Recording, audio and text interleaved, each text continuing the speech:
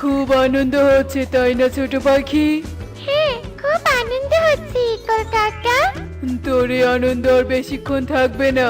কেন কেন? আমার এই আনন্দ বেশিক্ষণ থাকবে না কেন শুনি? কারণ এখন আমি তোকে ধরে নিয়ে যাব। না না, আমাকে ধরো না। পারুল পালা। বোকা ছানা, তোকে আমি ধরবই ধরবো, পালিয়ে পার পাবি না তুই। এই বলে ঈগল পারুলের পিছু উঠতে থাকে আর কিছুক্ষণের মধ্যেই পারুলকে ধরে ফেলে। তুই এখন বন্দি, তোকে এখন আমার আসল আস্থানায় নিয়ে যাই। হা, হা, হা, হা, হা। না না, আমাকে ছাড়ো, আমাকে ছেড়ে দাও। বাবা মা, বাঁচাও আমাকে। মা, ছাড়ো, ছাড়ো আমাকে, ছাড়ো। ঈগল পারুলের কথা শুনে ওকে নিয়ে মানুষের গ্রামের দিকে চলতে থাকে আর কিছুক্ষণের মধ্যেই মানুষের গ্রামের এক নির্জন জায়গায় থাকা দুই লাউ বাড়ির সামনে চলে আসে। রমেশ বন্ধু, রমেশ বন্ধু, আমি এসেছি, বেরিয়ে এসো তুমি। আরে ঈগল, তুমি এসেছো? হ্যাঁ, আমি এসেছি, আর এই দেখো একটা ছানাকেও ধরে এনেছি। আমি জানতাম তুমি এই কাজ করতে পারবে, তাই তো তোমাকেই এই দায়িত্ব দিয়েছি। দাও দাও, একে লাউ বাড়িতে বন্দি করে রাখি। তোমরা আমাকে কেন বন্দি করতে চাচ্ছ? ছাড়ো আমাকে, ছাড়ো। আমি মায়ের কাছে যাব। শুধু তোকে নয়, তোর মতো আরো অনেক পাখির ছানাকে ধরে শহরে বিক্রি করব। শহরে তোর মতো পাখির ছানার দাম অনেক। যাও একে নিয়ে, আমি এবার চলি, দেখি আরো কোনো পাখির ছানা পাই কিনা। আচ্ছা বেশ বেশ, যাও। ঈগল চলে যায়।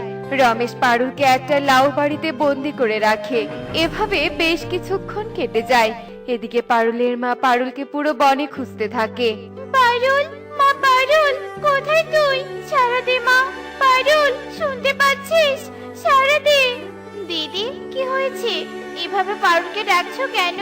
টুনি, আমার মেয়েটাকে কোথাও খুঁজে পাচ্ছি না রে। বলছো কি খুঁজে পাচ্ছ না মানে?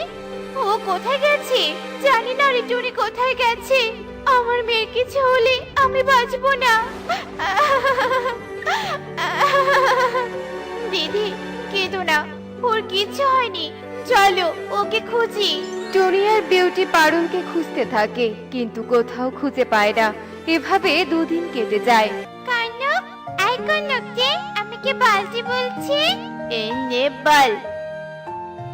দে, এবার তুই আমাকে দে।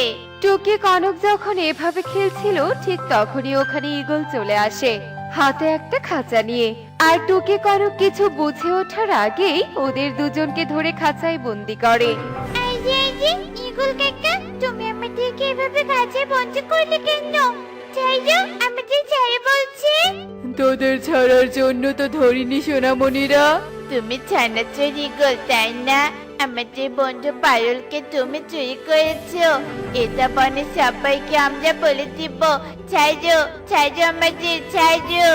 তোরা ছাড়াও পাবি না, আর কাউকে কিছু বলতেও পারবি না। টুকি কনক ছটফট করতে থাকে। ঈগল আবারও ওদের নিয়ে রমেশের কাছে আসে আর টুকিদের রমেশের হাতে দিয়ে বলতে থাকে, নাও, আজকে এদের সব কটাকে শহরে বিক্রি করে এসো। না না, আজ শহরে যাব না, একবারে অনেকগুলো ছানা কিনিয়ে তবেই যাব। এত কম ছানা নিয়ে গেলে যাওয়া আসা থাকা খাওয়াতেই সব টাকা শেষ হয়ে যাবে। বুঝতে পেরেছো ঈগল, আমি কি বোঝাতে চেয়েছি? হ্যাঁ হ্যাঁ, বুঝেছি। তাহলে যাও, আরো ছানা ধরে নিয়ে এসো। আচ্ছা বেশ, যাচ্ছি আমি। আমার কনক। টনি, কোথায় গেল আমাদের ছানারা? আমার মৃত স্বামীর একমাত্র স্মৃতি ছিল টুকি। হে বিধাতা, তুমি আমার টুকিকে ফিরিয়ে দাও। আমি যে থাকতে পারবো না ওকে ছাড়া। টুকি মা, কোথায় হারালি তুই? ফিরে আয়। টনি কাকলি এভাবে কাঁদতেই থাকে। বেশ কয়েকদিন কেটে যায়। বন থেকে রোজ রোজ ছানারা হারাতেই থাকে। বনে এসব কি হচ্ছে কি? রোজ রোজ কারো না কারো ছানা হারাচ্ছে তো হারাচ্ছেই। বনে কোনো ডাইনি নেই, দৈত্য নেই, হিংস্র পশু নেই, তাহলে ছানাদের এভাবে গুম করছে কে? তোমরা কি কেউ কিছু জানো? দাদা, আমরা কেউ কিছু জানলে এতদিনে হাত গুটিয়ে বসে থাকতাম না। বরং শাস্তি দিতাম আমাদের ছানাদের ক্ষতি করার জন্য। ঠিক বলেছে টুনি, যে আমাদের কোলের ধান কেড়ে নিয়েছে, বিধাতা যেন ওদেরকে কঠোর শাস্তি দেয়। শোনো, আমাদের সবাইকে সচেতন থাকতে হবে যাতে বনের আর একটাও ছানা না হারায়। যাও, এবার যে যার বাড়িতে ফিরে যাও। সবাই সবার বাড়িতে চলে আসে। এভাবে দিন কাটতে থাকে। ইগল, তুমি যে রমেশের কথা মতো বনের পাখিদের ছানা ধরে নিয়ে গিয়ে ওকে দিচ্ছ, ওকে তোমাকে টাকা দিবে? হ্যাঁ বউ, অবশ্যই দিবে। রমেশ আমাকে প্রতিজ্ঞা করেছে ও ছানাগুলোকে শহরে নিয়ে গিয়ে বিক্রি করে যা টাকা পাবে তার অর্ধেক আমাকে দিবে আর অর্ধেক ও নিবে। সত্যি বলছো? তাহলে তো আমরা ধনী হয়ে যাব। তা কয়টা ছানা ধরেছো এতদিনে? বেশি না বউ, মাত্র 60টা ছানা ধরেছি। রমেশ বলেছে 10টা ছানা হলেই ও শহরে নিয়ে যাবে, আর তারপর আমরা টাকার উপর শুয়ে থাকবো। হা, হা, হা, হা, হা। আমাদের ঘর টাকায় ভরে যাবে। হা, হা, হা, হা, হা।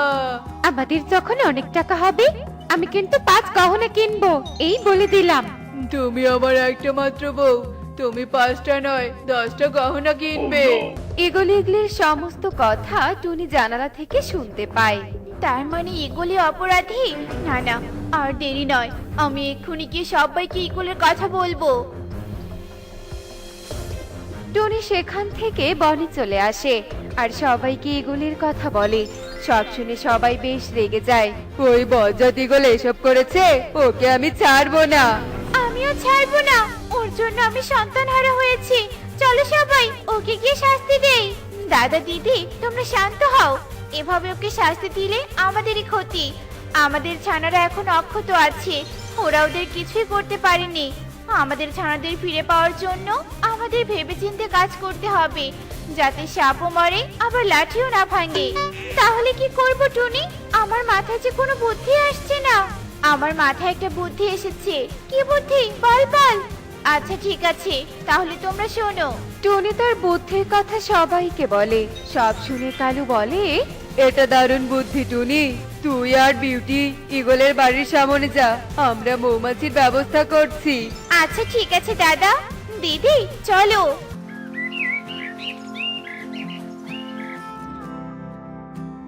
টুনি শুরু কর, ইগল এদিকে আসছে। দিদি জানো, কালু দাদা কালকে 10 বস্তা সোনার মোহর পেয়েছে গো। সে কি রে, কোথায় পেয়েছে এত মোহর? বনের গভীরে নাকি একটা কুড়ে ঘর আছে, ওই কুড়ে ঘরের ভিতর মোহর দিয়ে ভর্তি। তাই? তাহলে চল চল, আমরাও যাই ওখান থেকে মোহর আনতে। হ্যাঁ দিদি, চলো চলো। টুনি আর বিউটি এসব বলে চলে যায়। এদিকে কিছুটা দূরে ইগল দাঁড়িয়ে ওদের সমস্ত কথা শুনে ফেলে। কুড়ে ঘরে মোহর আছে, তাহলে আমার বন্ধু রমেশকে তো একবার বলতেই হয়। যাই বাবা, জলদি গিয়ে ওকে বলি। এই কথা বলে ইগল সেখান থেকে সোজা রমেশের কাছে চলে আসে আর রমেশকে সব কথা খুলে বলে। বলিস কি রে, সোনার মোহর আছে? তাহলে আর দেরি কেন, চলো চলো, এক্ষুনি গিয়ে সব মোহর নিয়ে আসবো। চল চল, এক্ষুনি গিয়ে সব মোহর নিয়ে আসবো। ইগল আর রমেশ লোভের বশবর্তী হয়ে বনের গভীরে টুনির বলা সেই কুড়ে ঘরের সামনে আসে। ইগল, এটাই সেই কুড়ি ঘর, তাই তো? হ্যাঁ হ্যাঁ তাই, চলো ভিতরে প্রবেশ করি। ইগল আর রমেশ কুড়ে ঘরের ভেতরে প্রবেশ করে। কালু দাদা, ওরা ঘরের ভিতরে প্রবেশ করেছে। যাও জলদি দরজাটা বাইরে থেকে বন্ধ করে দাও। আর ঘরের ভিতরে মৌমাছি ভালো করে রেখেছো তো? হ্যাঁ, খুব ভালো করে রেখেছি। কালু বাইরে থেকে ঘরের দরজাটা বন্ধ করে দেয় আর তখনই ভেতর থেকে ইগল আর রমেশের আর্তনাদ ভেসে আসে। ওরে মারে, ওরে বাবারে, এখানে তো কোনো মোহর নেই, এগুলো তো সব মৌমাছি। শেষ করলো রে, কামড়ে সব শেষ করলো রে, বাঁচাও। এই দরজাটা আবার কে লাগালো? এই, কে বাইরে আছিস? দরজা খুলে দে, মরে গেলাম। শয়তানের দল, তোদের মরার জন্যই আমরা এই বুদ্ধি করেছি। এটা তো টুনির কণ্ঠ। টুনি বোন, বাঁচা, আমাদের বাঁচা, আমরা অন্যায় করেছি, আমাদের বাঁচা। তোদের বাঁচাবো, তার আগে বল আমাদের ছানারা কোথায় আছে? কোথায় রেখেছিস ওদের? ওরা আমার 2 লাউ বাড়িতে আছে। এবার আমাদের মুক্ত করো, আমাদের ক্ষমা করো, আর পারছি না। আহ তোদের কোনো মুক্তি নেই, তোরা মর এখানে। দাদা দিদি, চলো আমাদের ছানাদের মুক্ত করতে হবে। না টুনি, যাস না, আমাদের বাঁচা, বাঁচা আমাদের। টুনিরা ঈগল আর রমেশের কোনো কথাই না শুনে চলতে থাকে ওদের ছানাদের মুক্ত করার জন্য। এক পর্যায়ে টুনিরা রমেশের 2 লাউ বাড়িতে চলে আসে আর ওদের ছানাদের মুক্ত করে খুশি মনে বাড়িতে ফিরে আসে আর সুখেই দিন কাটাতে থাকে। দেখলে তো বন্ধুরা, খারাপ কাজের ফল সবসময় খারাপই হয়। এবার আমি কিছুক্ষণের জন্য অদৃশ্য হওয়ার ঔষধ বানিয়েছি। আমার মতো ঔষধ কোনো বিজ্ঞানী বানাতে পারবে না। এবার আমি পুরো বনের মধ্যে সেরা বিজ্ঞানীর নাম অর্জন করব। যেভাবেই হোক ওই ঔষধ আমার চাই চাই। ওই ঔষধ পেলে আমি অল্প কিছুদিনের মধ্যেই ধনী হয়ে যাব। তুমি যত বড়ই বিজ্ঞানী হও না কেন, এই কালুর বুদ্ধির সাথে কিছুতেই পেরে উঠবে না। হা, হা, হা, হা, হা। এ কথা বলে কালু তান্ত্রিকের ঘরে যায় আর বলে, এ কি তান্ত্রিক বাবা, আপনি এখনো ঘরে বসে আছেন? ওইদিকে সেরা বিজ্ঞানী হওয়ার প্রতিযোগিতা শুরু হয়ে গিয়েছে। তাই নাকি? কিন্তু এবার কোনো মাইকিং তো করলো না। এক্ষুনি আপনি ঔষধ নিয়ে আমার সাথে চলুন, আমি আপনাকে নদীর ওপারে পৌঁছে দিচ্ছি। তা না হলে আপনার সেরা বিজ্ঞানী হওয়ার স্বপ্ন শেষ হয়ে যাবে। কালুর কথা শুনে তান্ত্রিক ঔষধের শিশি নিয়ে কালুর সাথে চলে যায়।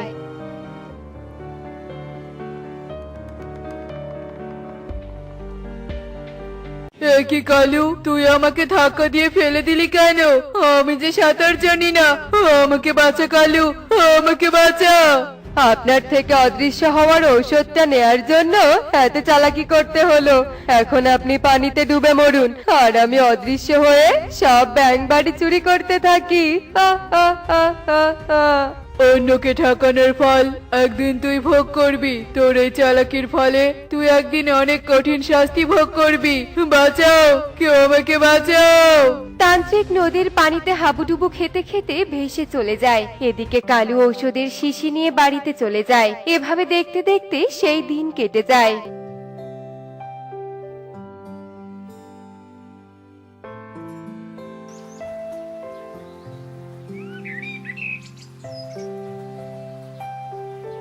এবার আমি এই অদৃশ্য হওয়ার ঔষধ খেয়ে অফিসের ভেতরে থাকা টাকা সবার সামন থেকে চুরি করে নিয়ে আসব, কিন্তু কেউ আমাকে ধরতেই পারবে না।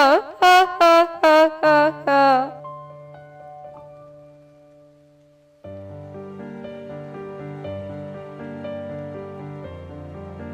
একে কাণ্ড, টাকার বিটকেসটা এভাবে হাওয়ায় ভেসে কোথায় যাচ্ছে?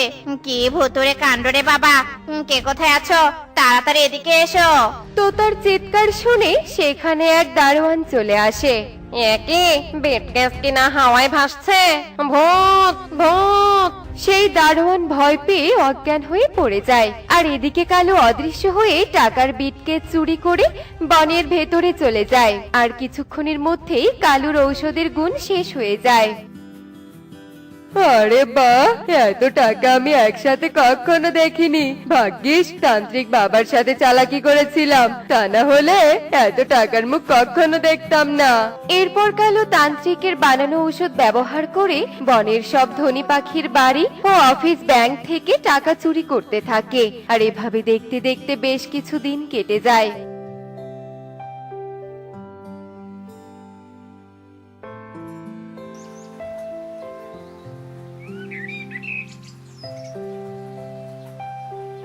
সন্তোষী, তুই আমার সব থেকে ভালো বন্ধু। তাই আমার জন্মদিনে তুই সবার আগে আসবি, কেমন? কালকে আমি তোর জন্য অপেক্ষায় থাকবো। আচ্ছা ঠিক আছে পাঁচজন, আমি তোর জন্মদিনে ঠিক আসবো। পাঁচজনের জন্মদিনে তো অনেক বড় বড় মেহমান আসবে আর তারা সবাই অনেক দামি দামি উপহার নিয়ে আসবে, কিন্তু আমার কাছে তো উপহার কেনার মতো কোনো টাকা নেই। আজে আজে নদীর কিনারে এত সুন্দর ঘাসের কলসটা এলো কিভাবে? এত সুন্দর ঘাসের কলস আমি এর আগে কখনো দেখিনি। যাই, কলসটা এখন বাড়িতে নিয়ে যাই। এই কথা বলে টুকি যেই না ঘাসের কলসিটা হাতে নেয়, তখনই ঘাসের কলসি কথা বলে ওঠে। হুকুম করো মালিক, আমি তোমার জন্য কি করতে পারি? এই কলসিতে তো দেখছি কথা বলতে পারি, কিন্তু আমাকে মালিক বলছে কেন? আমি যার হাতে থাকি সে আমার মালিক, আর আমি হলাম জাদুর কলসি। তুমি আমার কাছে যা চাইবে আমি তোমাকে তাই দেব। তাই নাকি? তাহলে আমাকে পারুলের জন্মদিনের জন্য একটা উপহার দাও দেখি। সাথে সাথে জাদুর কলসি জাদু করে টুকিকে একটা ঘাসের ড্রেস এনে দেয়। ওয়াও, খুব সুন্দর ড্রেস, ধন্যবাদ কলসি। এই কলসটা আমার চাই চাই। জাদুর কলস পেলে আমাকে আর কষ্ট করে চুরি করতে যেতে হবে না। আজ রাতই হবে আমার শেষ চুরি। এরপর টুকি ঘাসের ড্রেস ও জাদুর কলসি নিয়ে বাড়িতে চলে যায়, আর এভাবে দেখতে দেখতে রাত হয়ে যায়।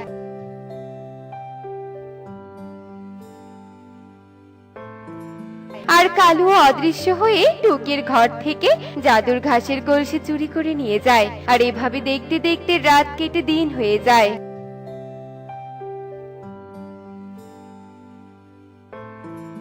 কি রে মা, তুই নাকি আমাকে একটা সারপ্রাইজ দিবি? তা কোথায় তোর সারপ্রাইজ? এক্ষুনি বলছি মা, এসো আমার সাথে এসো। এরপর টুকি তার মাকে নিয়ে ঘরে চলে যায়, আর সেখানে গিয়ে জাদুর কলসিটা দেখতে না পেয়ে বলে, একে কালকে তো আমি এখানে ঘাসের কলসতে রেখেছিলাম, কিন্তু সকাল হতে না হতে সে কলসতে কোথায় চলে গেল? ঘাসের কলস মানে? এসব তুই কি বলছিস টুকি? ঘাসের আবার কলস হয় নাকি? হ্যাঁ মা, ঘাসেরও কলস হয়, আর সেটা কোনো সাধারণ কলস নয়। টুকি তার মাকে সব কথা খুলে বলে।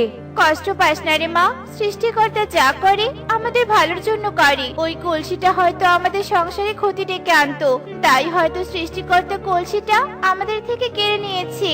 ঠিক বলেছ মা, আমি বরং ঘাসের ড্রেসটা নিয়ে পারুলের জন্মদিনে যাই। কাল থেকে আমি আমার ঘাসের কলসিটা খুঁজে বেড়াচ্ছি, কিন্তু কোথাও খুঁজে পাচ্ছি না। যে আমার ঘাসের কলসিটা নদীর পার থেকে নিয়ে গেছে তাকে আমি ছাড়বো না। যাই, আমি গুরুর কাছে যাই, গিয়ে সব কথা খুলে বলি। গুরু ঠিক আমাকে কলসিটা খুঁজতে সাহায্য করবে। এরপর পেতনি তার গুরুর কাছে চলে যায়, আর তার গুরুকে কলসি হারানোর কথা খুলে বলে। তুই আমাকে মৃত্যুর হাত থেকে বাঁচিয়েছিস, আর সেদিন থেকে আমি তোর কাছে চিরঋণী। তাই আমি তোকে তোর জাদুর কলসি পেতে অবশ্যই সাহায্য করব। হাপুস হুপুস গিলি গিলি, আমাদের নিয়ে চল ঘাসের কলস চোরের বাড়ি। সাথে সাথে তান্ত্রিক ও পেতনি অদৃশ্য হয়ে কালুর বাড়িতে চলে যায়। ভাগ্যিস তোকে চুরি করেছিলাম, তা না হলে এত স্বর্ণ কোথায় পেতাম? আমার কলস চুরি করা, চোর কোথাকার! এবার দেখ আমি তোর কি অবস্থা করি। এরপর পেতনি রেগে গিয়ে কালুকে একটা খরগোশ বানিয়ে দেয়। বজ্জাত কালু, লোভে পড়ে আমাকে মেরে ফেলার চেষ্টা করেছিলি, আজ আমিও তোকে ছাড়বো না। এরপর তান্ত্রিক ও কালুর উপর রেগে যায়, আর খরগোশ রূপে কালুর দু চোখ অন্ধ করে দেয়। এরপর পেতনি ও তান্ত্রিক সেখান থেকে চলে যায়। এ কি, আমি কিছু দেখতে পাচ্ছি না কেন? হায় হায় হায় রে, অতিরিক্ত চালাকি করলে তাকে এক সময় এত কঠিন শাস্তি পেতে হয়। এরপর কালু নিজের ভুল বুঝতে পেরে আফসোস করতে থাকে, চিরজীবন নিজের ভুলের শাস্তি ভোগ করতে থাকে। দেখলে তো বন্ধুরা, অতিরিক্ত লোভ আর চালাকির ফল কি হতে পারে। এমনই সব মজার মজার শিক্ষণীয় টুনি পাখির গল্প দেখতে আমাদের সাথেই থেকো। আর গল্পটি কেমন হয়েছে তা কমেন্টে জানাতে ভুলো না কিন্তু। Bye bye.